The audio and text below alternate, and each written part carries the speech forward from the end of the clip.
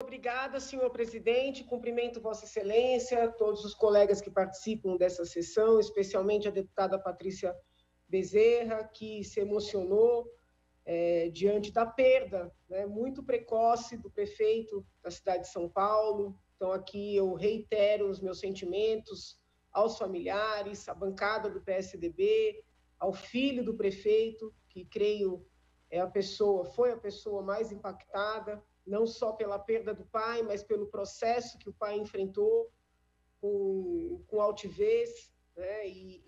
Foi um exemplo nessa luta contra uma doença tão grave, um exemplo para todos nós. Todos nós que trabalhamos também em prol dos pacientes, todos nós que enfrentamos essa doença, ou pessoalmente, ou com parentes próximos. Então, fica aqui a minha solidariedade e o meu reconhecimento pelo bom exemplo, né, que o prefeito deu a todos nós.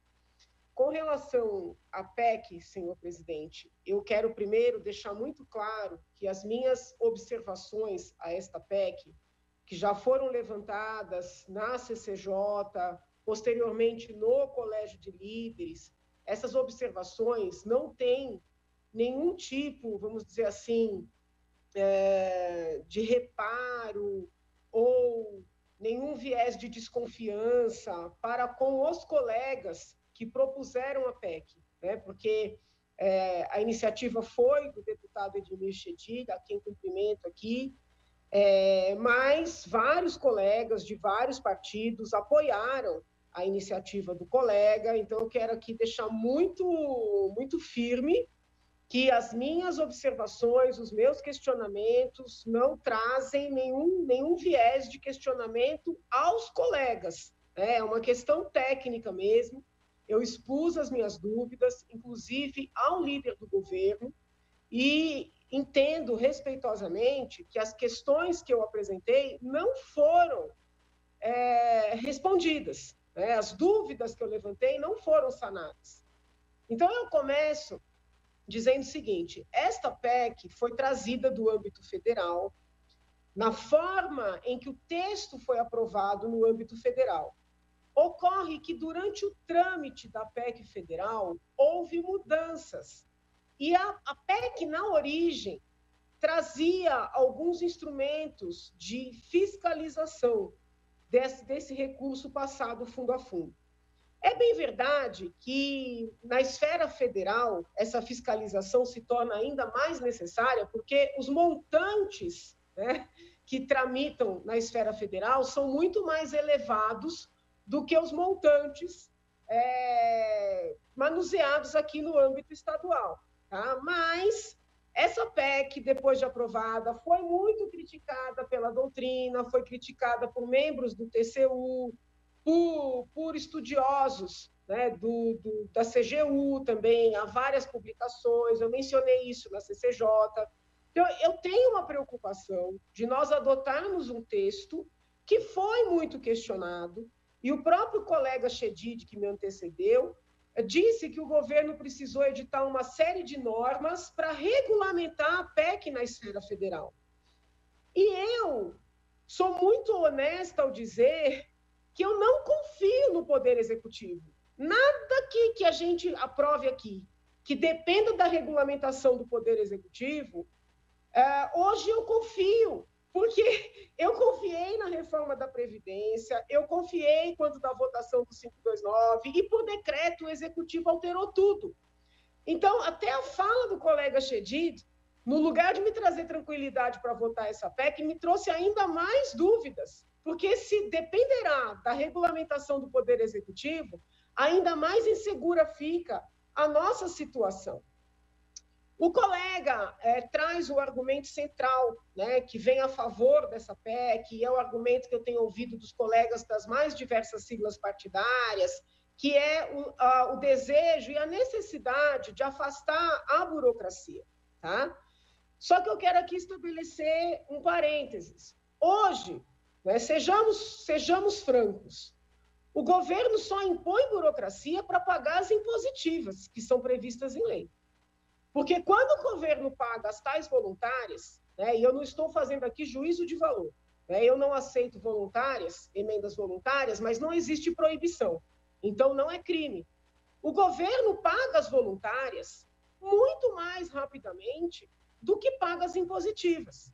Todos os colegas da casa sabem que há emendas impositivas que foram indicadas em 2019, e eu tenho depoimentos de que há até emendas impositivas indicadas antes de 2019, que o Poder Executivo ainda não pagou.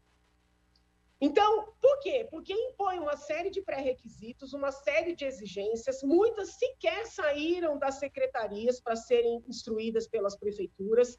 Então, a verdade, a meu ver, posso estar equivocada, é uma só. Quando o Poder Executivo quer pagar, ele paga, seja a emenda impositiva ou não. Quando não quer pagar, impõe essa série de burocracia que todos nós sabemos que existe. Né? Então, isso é fato. Essa PEC inaugura duas modalidades de emendas impositivas. Aquelas que têm, essas que são chamadas especiais, que são essas que serão pagas fundo a fundo, que não precisarão de convênio, e aquelas em que os parlamentares desejam saber qual vai ser a finalidade. Para estas, será necessário convênio. Então, tem muito colega votando, achando que vai acabar a burocracia, mas a verdade é que, para eles, a burocracia vai persistir.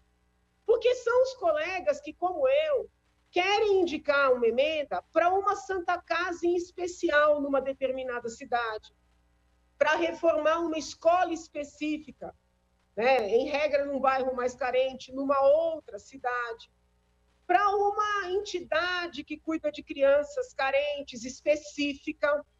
Então, a maior parte dos colegas com os quais eu conversei, eles querem saber qual é o destino final. Não querem apenas mandar o dinheiro para a prefeitura e a prefeitura que bem decida para onde utilizar. Pois bem, para esses colegas a burocracia vai seguir. Então, é importante, claro, todo colega tem o direito, o poder, o dever de votar como bem entenda, mas é importante entender que essa queda da burocracia, ela é uma vitória parcial com essa PEC, porque se o deputado quiser continuar falando onde o dinheiro vai ser aplicado, ele vai ter que fazer o convênio. Né? Então, isso é uma explicação que precisa ser dada. Outro ponto que até agora ninguém conseguiu explicar, né? Eu perguntei mais de uma vez para o líder do governo, ele ficou de marcar reunião, de falar comigo pessoalmente para esclarecer, não esclareceu. Né? Um outro ponto é o seguinte, qual é o impacto dessa PEC na área da saúde? Tá?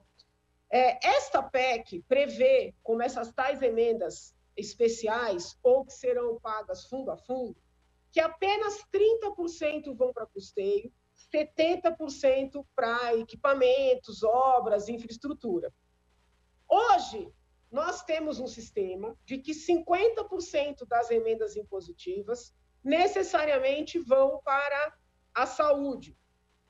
Eu apresentei uma PEC na casa, prevendo que é no mínimo 50% para a saúde. E a LDO, que chegou na casa, ela, vamos dizer assim, ela absorveu esse texto da minha PEC, prevendo que é no mínimo 50% das emendas impositivas para a saúde. Eu pergunto, se nós aprovarmos esta PEC de hoje, a PEC 21, como é que ficam os 50% para a saúde? Quem quiser seguir mandando 50% para a saúde vai ter que mandar pelo outro caminho, que é o caminho com fundo com destino definido, por meio de convênio, poderá mandar por este caminho, né? E aí, necessariamente, 70% é investimento e apenas 30% custeio. Lembrando que a maior parte das emendas da saúde são custeio, porque a saúde precisa de custeio. Né? Então, como é que vai ser a definição desses 50%? Eu vou além. Ao aprovarmos essa PEC, estamos revogando os 50%? Ou esta PEC conviverá com os 50%? As perguntas que eu fiz para o líder do governo foram perguntas técnicas, perguntas de interpretação, né, do texto que vai ser votado. E as respostas não vieram. Então, eu considero, eu entendo a finalidade dos colegas que apoiaram e apoiam a PEC, sei, né, que, mais uma vez, estou fazendo o papel da chata da Assembleia, né, que a maioria quer aprovar, mas eu penso que, sem que nós tenhamos esses esclarecimentos, que são básicos, né, é impossível aprovar esse texto. Algumas pessoas têm dito, olha, nós precisamos aprovar a PEC logo para poder fazer as adequações na LDO. Poxa, custava alguém sentar com os líderes, ou pelo menos com aqueles que estão em dúvida, ainda que seja só eu, e explicar que ajustes são esses que serão feitos na LDO, né? Qual é a mudança que vai, de fato, acontecer? Nós vamos novamente aprovar um texto para colocar na mão do Executivo o poder de regulamentar? Então, eu fico com essa preocupação. Outra coisa, eu não sei se os colegas já tiveram tempo de ler a LDO, tá? Se não tiveram, né, nem os colegas, nem os assessores, eu peço encarecidamente que se debrucem sobre a parte que trata das emendas impositivas. Por quê? Porque houve uma mudança de sistemática muito grande na forma de indicar e na forma de executar as emendas impositivas. Talvez até já venha em consonância com essa mentalidade do pagamento fundo a fundo. Porque antes, os senhores vão recordar, na fase de emendas à lei orçamentária, a LOA, que a LDO, na LDO nós vamos estabelecer os princípios que vão informar a LOA. Na fase de emendas à LOA, os senhores vão recordar, nós já indicávamos de maneira específica as emendas impositivas. Então, por exemplo, R$100 mil para a Santa Casa de Ubatuba, R$100 mil para a PAI de Vinhedo, R$100 mil para reformar uma biblioteca no Glicério, em Glicério. Então, nós já indicávamos.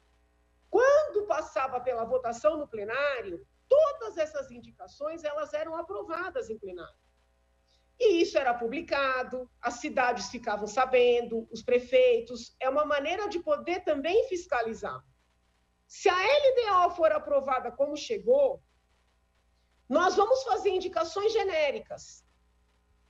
Tantos por cento das impositivas para a saúde, tantos por cento para a educação, tantos por cento para desenvolvimento social.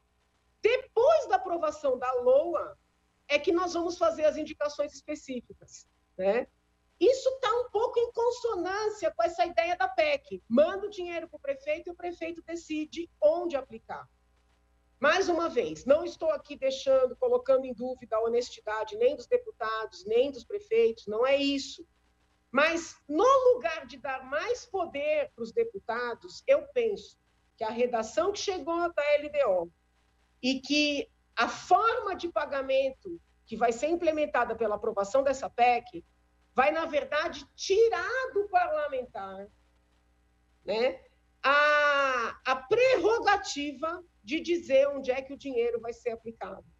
E o parlamentar vai perder algo que eu considero muito importante, que é ter as suas indicações votadas no plenário.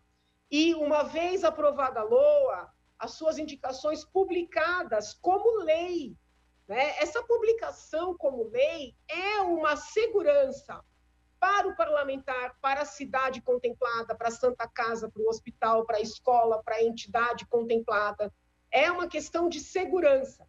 Então, vejo, né, independentemente dos ajustes que precisarão ser feitos na LDO, se esta PEC for aprovada, vejo, né, que tanto a redação atual da LDO como a aprovação dessa PEC traz insegurança para o parlamentar, para a sociedade e uma falsa sensação de diminuição da burocracia.